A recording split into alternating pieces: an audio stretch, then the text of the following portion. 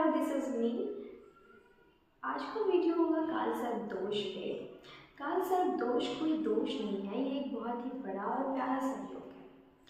ये दोष आपकी लाइफ में तब आता है जब राहु केतु के एक्सिस में आपके सारे ग्रह आ जाते हैं, यानी कि जब आपकी कुंडली में उच्च भाव में, यानी कि पहले, दूसरे, तीसरे या 11वें 12वें भाव में जब राहु आकर के बैठ जाता है, राहु केतु आपस में संबंध बनाते हैं एंड उनकी दिव्य दृष्टि आपके सारे घरों में पड़ती है, कुंडली के घरों में, तब जाकर के आपको मिलता है काल सर्प दोष। ये रिसेंट का नहीं आया हुआ है, ये आपको मिलता है आपके पास्ट लाइफ से। जब आप अपने पास्ट लाइफ में बहुत ही बड़े शिव जी के, विष्णु जी के भक्त हो अगर आप, तो हो सकता है आपकी भी लाइफ में इस जन्म में भी आप बहुत बड़े भक्त हो विष्णु जी के या फिर शिव जी के। ज़्यादातर मैंने देखा है कि जो काल सर्प दोष लोगों की कुंडली में रहता है, मेरे क्लाइंट्स की कुंडली में जहाँ तक मैंने अभी तक देखा है, तो ये पिछले जन्म से आया हुआ है। वैसे मैं आपको बता दूँ, काल सर्प दोष 12 तरीके का है। 12 तरीके के काल सर्प दोषों के 12 तरीके के नाम होते हैं और ये जिन घरों में होता है उन तरीके का होता है। जैसे कि अगर ये 7वें घर में है तो ये आपकी विवाह में रिलेट करेगा, अगर विवाह हो गया है तो ये डिवोर्स जैसे संबंध या फिर एक्स्ट्रा मैरिटल अफेयर क्रिएट कर देता है। ये अगर 5वें घर में है तो आपके लव रिलेशंस, अगर आप अनमैरिड हो और आपके लव रिलेशंस हैं, आपको हमेशा चीटिंग मिलती है अपने पार्टनर से। एंड अगर ये 6वें घर में है तो आप कोई सुख नहीं भोग पाते हो। अगर ये पहले घर में है तो आप शरीर से परेशान रहते हो, आपके अंदर से तेज, आपके चेहरे से ग्लो, जो एक अट्रैक्शन होता है हर इंसान के बॉडी में, वो आपके बॉडी से बिल्कुल ही ख़त्म हो जाता है। अगर ये आपके 12वें घर में है तो आपके घर में हमेशा कलेश रहता है। अगर ये आपके 8वें घर में है तो ये आपके मान सम्मान को ठेस पहुंचाता है। अगर ये आपके 9वें घर में है तो हो सकता है कि आपको बेबी प्लान करने में बहुत दिक्कत हो। अगर आप कोई पुरुष हैं तो आपकी जो पार्टनर है उनको बेबी प्लान करने में बहुत दिक्कत हो सकता है। और अगर आप कोई महिला हैं तो आपको तो होगा ही, साथ साथ आपके पुरुष के अंदर भी, जो आपके पार्टनर होंगे उनके अंदर भी बहुत सारे मल्टीपल चीज़ें physically as a medical wise देखने को मिलेगी जो गलत है, जिससे आप कंसीव नहीं कर पाओगे, जिनसे आपको प्रेगनेंसी कंसीव करने में बहुत मुश्किल होगा।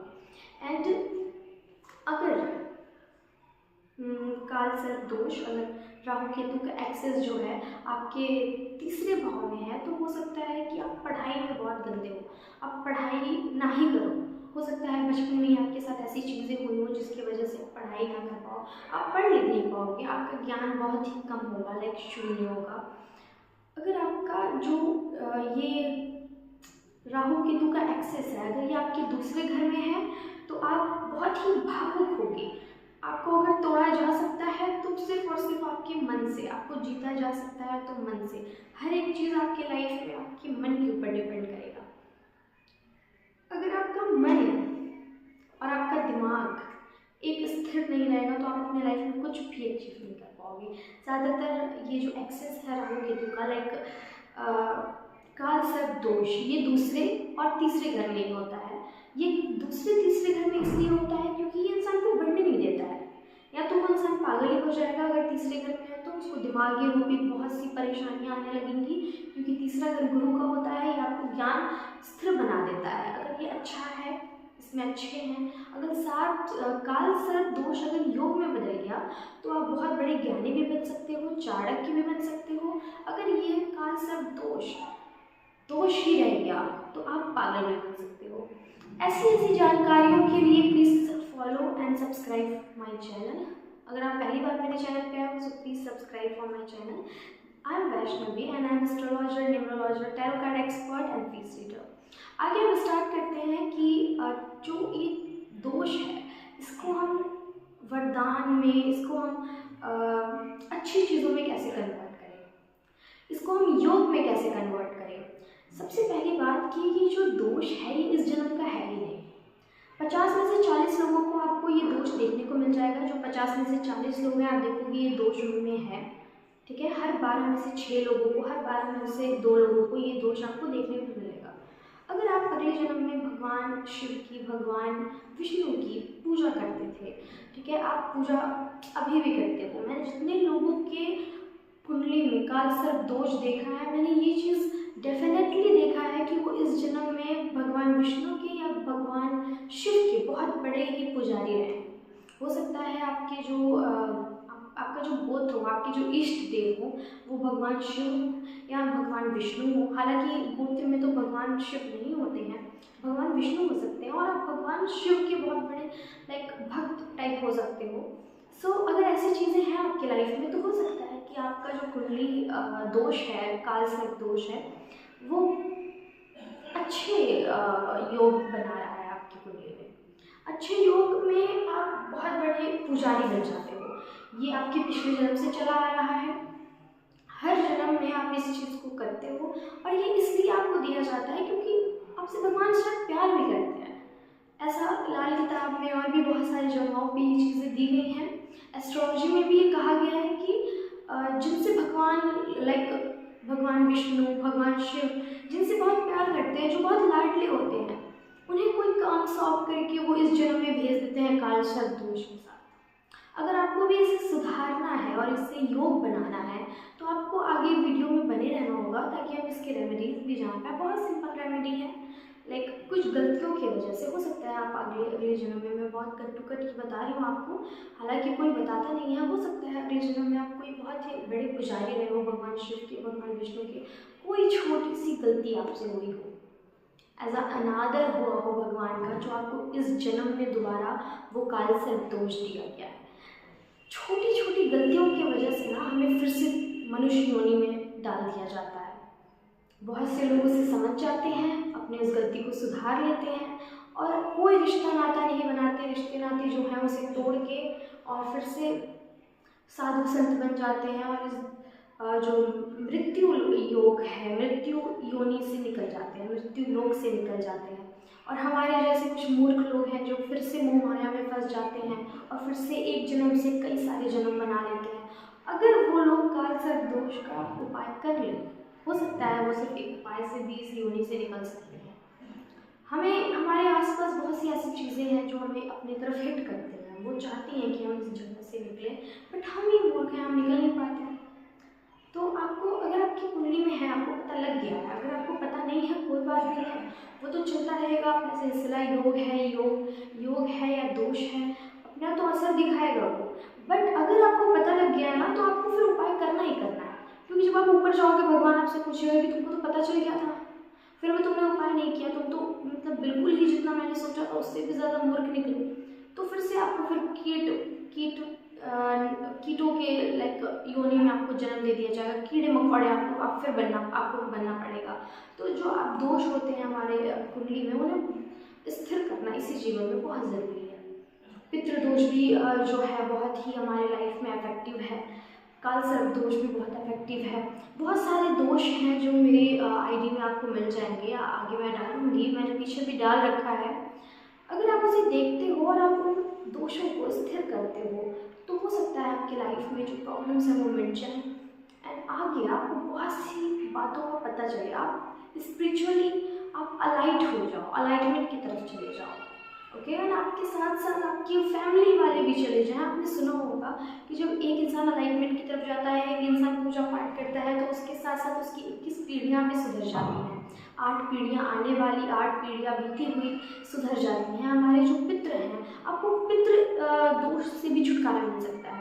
जब भी आप भक्ति लाइन में जाते हो, नाम जप करते हो, कुछ भी करते हो, तो आपकी जो पीढ़ियाँ हैं 8 पीढ़ियाँ हैं जो बीती हुई, वो भी आपको बहुत सारे ब्लेसिंग्स देती हैं, ब्लेसिंग सेंड करती हैं आपके पास, क्योंकि उन्हें भी आराम मिल रहा है, वो भी अपने कष्ट से धीरे धीरे उभर रहे हैं, उनके कष्ट कट रहे हैं, उनके कर्मास क्लियर हो रहे हैं। तो आपको अपने लाइफ में अपने कुंडली के हर एक दोष को, कुंडली बना ही इसलिए है कि कुंडली बने, आपके लाइफ में जितनी भी गलत चीज़ें हैं, जितने भी गलत दोष हैं, जितने भी योग हैं जो गलत हैं, जितने भी दोष हैं, उन्हें आप जानो, समझो एंड उसे हटाओ अपने लाइफ से। हर एक चीज़ का बहुत बड़ा मीनिंग है, भगवान ने दे दिया है, करना हमारा काम है, ठीक है। तो आप ये चीज़ें कर सकते हो। अगर आपके कुंडली में काल सर्प दोष है, पहली चीज़ कि योग है या दोष है, ठीक है, दोनों बात है। अगर पहले से ही योग है तो क्या करें, पहले से ही दोष है तो क्या करें उसे योग बनाने के लिए। सीधी सीधी बात है, मैं आपको रेमेडी बता रही हूँ, अगर आप कर पाओ तो करना, नहीं कर पाओ तो उसे आप छोड़ सकते हो, क्योंकि जो दोष है या फिर योग है वो तो अपना प्रोसेस करेगा ही करेगा। करना आपके ऊपर है, बताना मेरे ऊपर है, मैंने बता दिया। सो आपको करना ये है कि जो काल सर्प दोष है, अगर आपको पता चल जाए, आपको अपनी कुंडली दिखानी है किसी से भी, अगर आपको पता चल जाए, फिर आपको पहले से ही किसी बाबा ने बता रखा है आपका हाथ देख करके या फिर आपकी कुंडली देख करके या फिर चाहे जैसे भी, ओके। सो अगर आपको पता है कि काल सर्प दोष है आपके में, अगर उन्होंने पहले से ही बोल रखा है कि योग है, तब तो कोई बात ही नहीं है। आप बस भक्ति करते रहो भगवान शिव की, भगवान विष्णु की। आप चेक कराना, आपके इष्ट भी भगवान विष्णु ही निकलेंगे 100%। अगर आपके घर में कोई एक ऐसा इंसान है जिसके कुंडली में काल सर्प दोष है या योग है, तो आप चेक कराना, आपके इष्ट जो है ना वो भगवान विष्णु ही निकलेंगे। 100% की गारंटी के साथ कह रही हूँ मैं। एंड दूसरी चीज़, अगर आपकी कुंडली में काल सर्प दोष है, तो आप चांदी के नाग नागिन ना, जो जोड़ों में आते हैं चांदी के, बहुत छोटे छोटे से पतले पतले से जो नाग नागिन होते हैं ना चांदी के, वो आप दान कर सकते हो एज अ शिव मंदिर में। शिव के जो वहाँ पे साधक होते हैं, बैठे होते हैं, उनको दान कर सकते हो अपने नाम से। शिव जी को चढ़ा सकते हो आप, जो चांदी के नाग नागिन हैं। तांबे के नाग नागिन चढ़ा सकते हो। मिट्टी के मैंने बहुत सारे रेमेडीज़ देखे हैं, फ़ोन पे भी सर्च किया मैंने, देखा है मैंने, इसलिए मैं ये वीडियो बना रही हूँ। वरना काल सर्प दोष पे बनाने का कोई मोटिव नहीं था मेरा। बहुत लोग कहते हैं, बहुत एस्ट्रोलॉजर कहते हैं कि अगर आप नहीं कर सकते हो तो आप मिट्टी के नाग नागिन बना के आप वो कर सकते हो, चढ़ा सकते हो। नहीं, ऐसा नहीं है। जहाँ तक रेमेडी मैंने देखा है, पढ़ा है, खुद एनालाइज किया है, जहाँ तक मैंने स्टडी किया काल सर्प दोष पे, तांबा और चांदी ही मायने रखता है, दूसरी कोई चीज़ मायने नहीं रखती है। एंड धारण करने वाली वस्तुएं, ये तो चलो दान करने वाली वस्तुएं हो गई, इससे आपके कर्म कटते हैं। जो धारण करने वाली वस्तुएं हो गई, जो आपको नेगेटिविटी से प्रोटेक्ट करेंगे, वो है एक मुखी रुद्राक्ष। एक मुखी रुद्राक्ष आपको पहनना, धारण करना है। आप कलावा पहन सकते हो अपने सीधे हाथ में, और आप गले में धारण कर सकते हो, बट उसका भी एक रूल है, आपको मीट मछली बिल्कुल त्याग देना है। अगर काल सर्प दोष है आपकी कुंडली में, तो आपको मांस मदिरा से बिल्कुल परहेज, दूरी बना लेना है आपको, ठीक है। आपको छूना भी नहीं है, देखना भी नहीं है। और जो लोग ये करते हैं उन्हें मन ही ऊपर से ही, ऊपर के मन से, बट आपको बोलना भी है कि भाई ये मत करो, ये पाप है, बहुत बड़ा पाप है। अगर आप ये चीज़ आप इग्नोर भी कर देते हो ना, वो भी इससे आपके चढ़ जाता है वो पाप, कि इस इंसान ने इग्नोर कर दिया। क्योंकि आप खुद भगवान शिव के इतने बड़े मतलब दुलारे हो, लाडले हो, ठीक है, वो आपको इतना प्यार करते हैं, और वो चीज़ें आप इग्नोर कर रहे हो, जो चीज़ें गलत हैं, जो वो खुद नहीं चाहते हैं। वो पशुओं के भी देव हैं, महादेव, देवों के भी देव हैं, भूत प्रेत, जितनी भी नेगेटिव चीज़ें हैं उनके भी महादेव हैं, वो उनके भी देव हैं और आपके भी हैं। पॉजिटिव और नेगेटिव दोनों के वो देव हैं। तो आप ना नेगेटिव इग्नोर कर सकते हो, ना पॉजिटिव इग्नोर कर सकते हो, वो भी आपके पाप चढ़ जाएगा, वो सिर्फ आपके चढ़ जाएगा। तो आपको ये भी नहीं करना, बिल्कुल छोड़ देना है। और आपको एक मुखी रुद्राक्ष आपको धारण करना है। ध्यान रहे, एक मुखी होना चाहिए, 7 मुखी भी आता है, वो नहीं आपको धारण करना है। आप एक मुखी रुद्राक्ष धारण कर सकते हो, इससे भी आपका जो है ना कर्म कट सकता है, आपको प्रोटेक्शन मिल सकता है नेगेटिव चीज़ों से। जो भी नेगेटिव चीज़ें हैं, मैंने बहुत लोगों को देखा है जिनके भी 8वें घर में काल सर्प दोष जाकर के बैठा होता है, राहु केतु एक्सेस में होते हैं, तो उनके एक्सीडेंट बहुत ज़्यादा होते हैं। वो दारू शराब बहुत पीते हैं, उनके एक्सीडेंट होते हैं। मैंने बहुत कैंसर पेशेंट्स भी देखे हैं जिनके 8वें घर में काल सर्प दोष है। तो बिल्कुल परहेज करना है आपको। मैंने पहले भी एक वीडियो में कहा था, मैं अभी भी कह रही हूँ, जब भी किसी भी आप दोष में आते हो, अगर आपका राहु खराब है या आपका शनि खराब है, तो आप उपाय नहीं कर पाओगे। वो दोष, वो जो दोष की नज़र है, जो दृष्टि है आप पे पड़ रही है, आपकी कुंडली के 10 12 घर में पड़ रही है, आपको वो उपाय नहीं करने देगी। आपको वो करना है, आपका मन तो करेगा उपाय ना करने का, बट फिर भी आपको उपाय करना है, ठीक है। तो जब भी आप काल सर्प दोष का भी उपाय करने जाओगे ना, आपके मन में बहुत आएगा कि नहीं ये सारी चीज़ें कुछ नहीं होती हैं, वैसे अच्छा तो है, कोई कुछ करता है, कोई कुछ करता है, बट आपको करना है।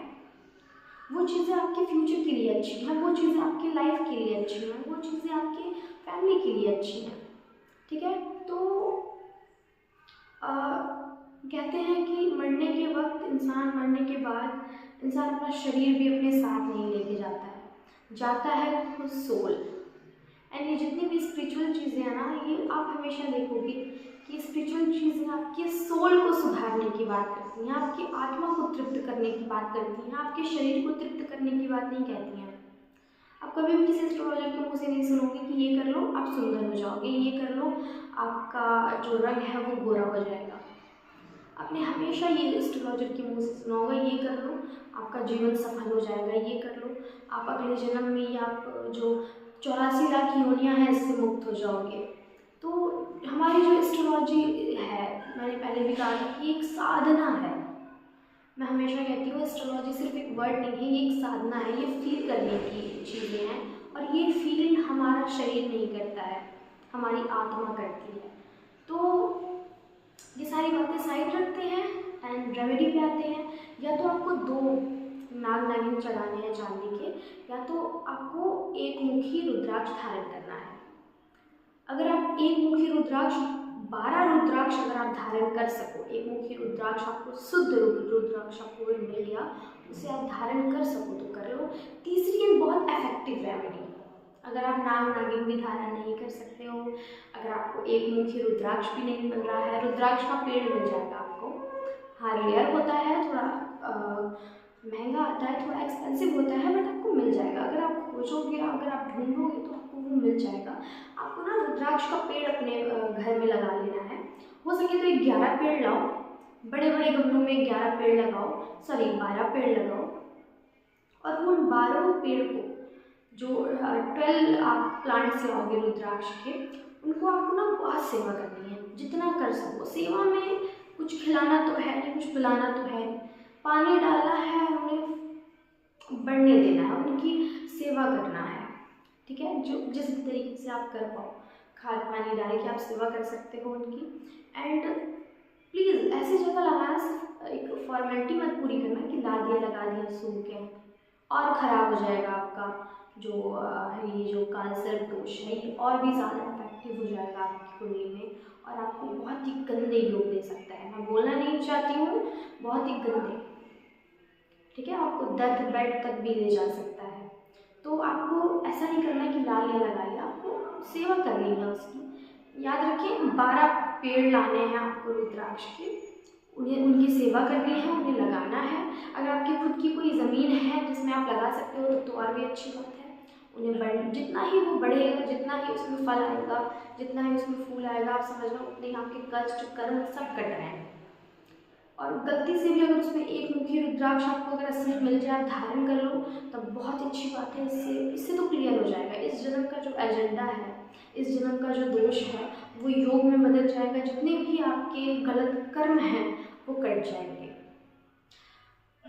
ठीक है, तो ये काम आपको ज़रूर से करना है। 3 रेमेडीज़ मैंने बता दी हैं। दूसरी है आपको रुद्राक्ष धारण करना है। पहली है आपको नाग नागिन चढ़ाने हैं शिव मंदिर में। चौथी है आपको रुद्राक्ष के पेड़ लगाने हैं, वो भी 12 पेड़ होने चाहिए। सो इन रेमेडीज से 100% आपका जो काल सर्प दोष है वो ख़त्म हो जाएगा, वो योग में बदल जाएगा। बाकी अगर इस तरह की रेमेडीज़ के लिए, इस तरह के वीडियोस के लिए मुझे आप सब्सक्राइब कर सकते हो, फॉलो कर सकते हो, एंड लाइक ज़रूर करना मेरे वीडियो पे अगर आप नए हो तो। Thank you so much. जय श्री राम।